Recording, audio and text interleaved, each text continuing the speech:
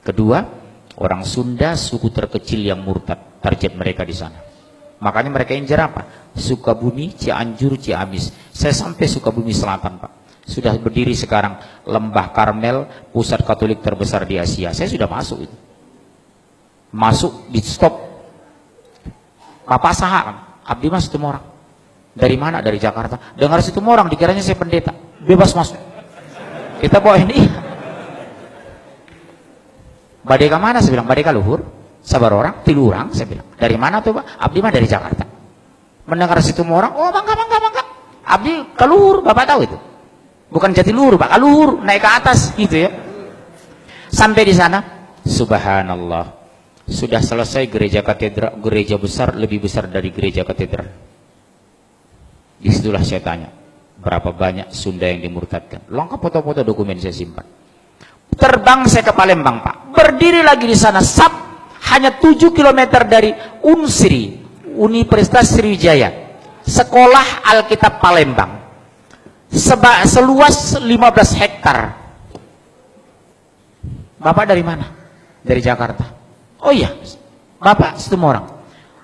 Pimpinannya ternyata seorang Batak juga, Sinaga. Saya tanya, udah berapa lama berdiri? Udah 15 tahun. Oh iya, udah banyak yang orang masuk Kristen. Oh luar biasa Pak.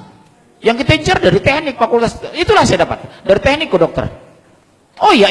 Oh bagus, di hati saya, dalam hati saya panas ini. Gimana bagus hati panas? Oh bagus. Saya tanya, daerah mana yang mau dimurtadkan? Kami memfokus di 4 provinsi. Lampung, Jambi, Sumsel, Bengkulu. Sudah berhasil. Bengkulu Utara sudah satu desa masuk Kristen. Saya ketemu alhamdulillah tokoh Bengkulu di Jakarta. Saya ngomong serius, Pak tolong ya Pak hati-hati. Bengkulu salah satu daerah yang akan dimurtadkan di Sumatera sebagian selatan, Sumbaksel. Luar biasa Pak. Lihat yang di Jawa Barat itu, Danu Khalil Winata, pendeta Danu Khalil Winata, pendeta Muhammad Solehin,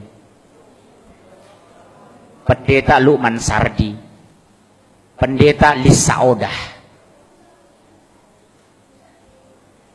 Saya bingung lihat umat Islam. Saya angkat ini nyaris tidak ada yang peduli. Padahal kata Rasulullah terhadap orang murtad itu nasihati, kalau mereka tidak kembali ke Islam, yang murtad dan dimurtadkan pancung. Makanya Amerika tidak suka sama Afghanistan itu, karena Taliban itu kalau ketahuan ada misi Katolik Protestan yang masuk ke Taliban, coba-coba murtadkan, pancung. Bapak tahu nggak? Saya sendiri yang melaporkan ke Komisi Hukum, Komisi 3 Hukumnya, DPR, Kapolri Sutanto, Presiden, Wakil Presiden, Menko Polhukam. Saya antar sendiri itu waktu itu. Ini ancaman terbesar bagi NKRI. Kenapa? Mereka sudah berani membangun pusat Kristen di mayoritas Muslim terbesar di Indonesia, Jawa Barat. Kalau melihat orang baca Kristen, saya nggak terlalu pusing. Tapi kalau mendengar bahasa Sunda ke gereja, badeka mana teteh? Badeka gereja, teteh mah Kristen. Sakit itu di sini Pak. Ini persoalan agama. Tapi abdi bingung, orang mah sadarnya cicing wae di ditu. Cicing Pak, cicing wae. Hati-hati loh Bapak orang Jawa Barat di sini. Peringatan besar Pak. Cianjur, Sukabumi, Ciamis. Saya keliling di 3 kabupaten ini.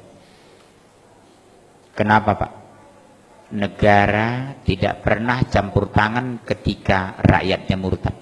Yang kedua, demokrasi dan HAM dijadikan landasan melindungi pemurtadan. Betul? Bahkan zaman Pak SBY, orang murtad jadi menteri. Siapa? Menteri Kesehatan, Napsi Amboy. Itu adiknya Profesor Dr. Hasan Walinono, mantan Dirjen Pendidikan Tinggi. Saya udah sampai ke kampungnya Pak di Sengkang itu. Dr. Napsi Amboy. Itu Muslim Pak. Masuk Kristen. Dia itu sama-sama saya di PBHMI. Senior saya beliau itu. Nikah dengan Gubernur NTT, Emboy, masuk Kristen. Masih saudara dengan Nurdin Khalid beliau itu, dari Sengkang beliau. Udah saya bujuk istri Pak Nurdin Khalid. Tolong Bu, bisa nggak dibujuk Ibu Napsiah itu ke rumah? Kenapa? Saya ajak dialog.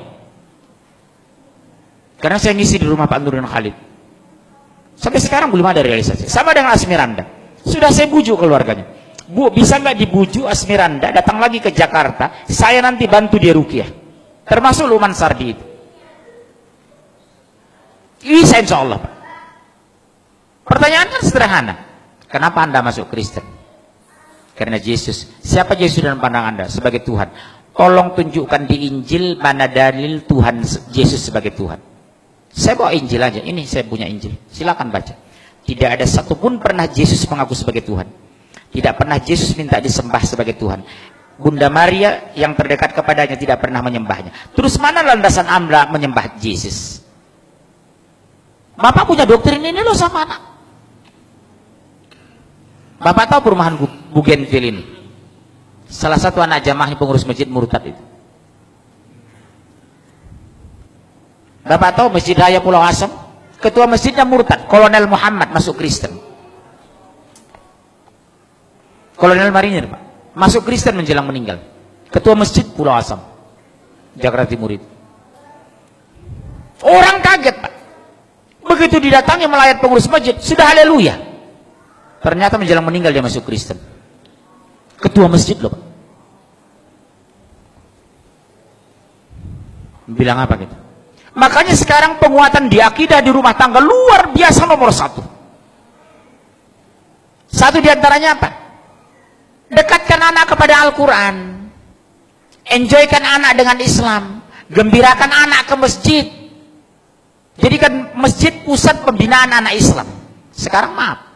Begitu seriusnya kita di sini orang tua. Jujur. Kemana anak-anak muda kita? Kenapa tidak hadir di sini? Jujur, ayo. Kalau anak saya paksa ke masjid ikut saya. Subuh itu anak-anak kecil saya bangun itu jam 4. Bangunnya nak, kita ke masjid ya nak, bangun nak, bangun. Nanti kalau terlalu capek kamu, habis dari masjid tidur ya nak. Tolong jawab ayah lo nak. 1 menit pun ayah tidak bisa masukkan kamu ke surga lo nak, demi Allah. 1 detik pun ayah tidak bisa mengeluarkan kamu dari neraka. Yang membuat kamu masuk surga kalau Allah ridho sama kamu lo nak, demi Allah nak. Doktrin saya seperti itu. Ke masjidnya anak, bujuk anak ke masjid, banguni dengan kelembutan. Sekarang mas, maaf Pak, berapa banyak, maaf, masih ada waktu ini, demi Allah Bu, berapa banyak kita bangga anak kita pintar matematika tapi tidak bisa baca Al-Quran. Berapa banyak alumni S2 dari Jerman tidak bisa mensolat jenazah.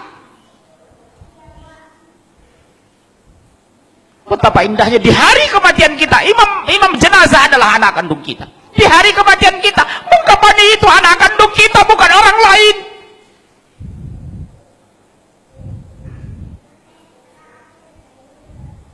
Saya pergoki Pak, demi Allah, jamaah saya 9 sekeluarga, semua orang kaya, 5 laki-laki 4 perempuan. Di hari kematiannya sibuk nelpon saya, tolong Ustadz carikan yang memandikan ibu kami. Subhanallah. Betapa sakitnya hati seorang ayah di hari kematiannya, anak menjadi penonton. Betapa indahnya hati seorang ayah di hari kematiannya, membuka busananya anak kandungnya, memandikan anak kandungnya, imam jenazah anak kandungnya. Makanya kata Rasulullah, orang yang paling berhak terhadap jenazah adalah ahli warisnya, saudara senasabnya. Sab pertama anak dan mantu kita. Sab kedua saudara sepupu kita, sab ketiga tetangga kita, sab keempat teman kerja. Jangan kita merapat ke depan yang bukan hubungan darah dengan jenazah. Makanya saya kalau masuk jenazah ke masjid, Pak mau jadi imam? No. Ada anak kandung nggak? Maaf ya Pak, nggak ada. Saudara kandung ada nggak? Sepupunya nggak? Dia lebih berkewajiban dari saya Pak. Bukan saya nggak mau jadi imam jenazah.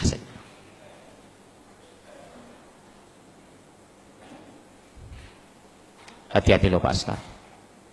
Silahkan S2 ke Jerman, S3 Swedia, tapi basic agama harus kuat.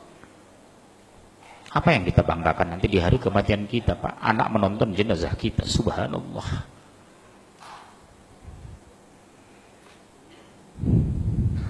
Di dunia saja sudah dipermalukan, apalagi di akhirat. Begitu diminta pertanggungjawaban di padang mahsyar, apa yang kita jawab?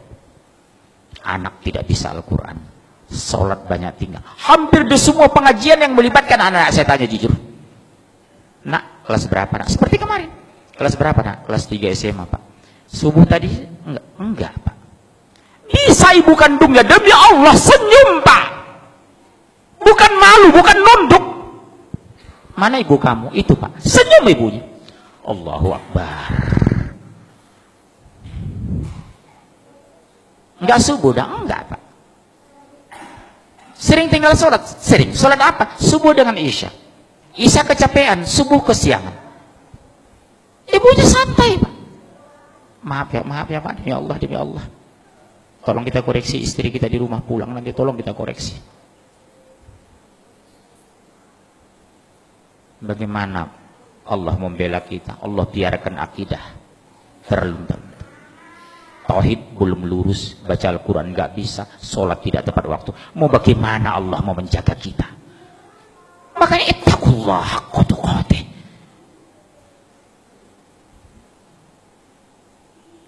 Jujur Pak, kita bangga kadang anak kita S2 S3, tapi kita koreksi agamanya. Sudah bisa nggak anak sholat jenazah? Kalau seandainya Allah takdirkan ayahmu meninggal, sudah bisa nggak mimpin jenazah? Masya Allah, subhanallah. Ini renungannya Pak. Saya nggak tahu apa ada masjid lagi 50 tahun lagi di Jawa Barat.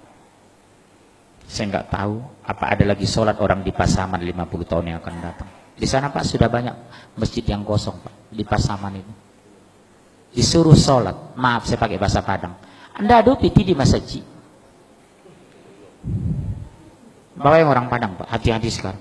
Di Pasaman itu Pak, sudah banyak kita pergoki masjid yang terlantar, tidak ada azan lagi. Kita ajak sholat Pak, ke masjid Pak, nggak ada uang di masjid, ngapain ke masjid? Sumber loh.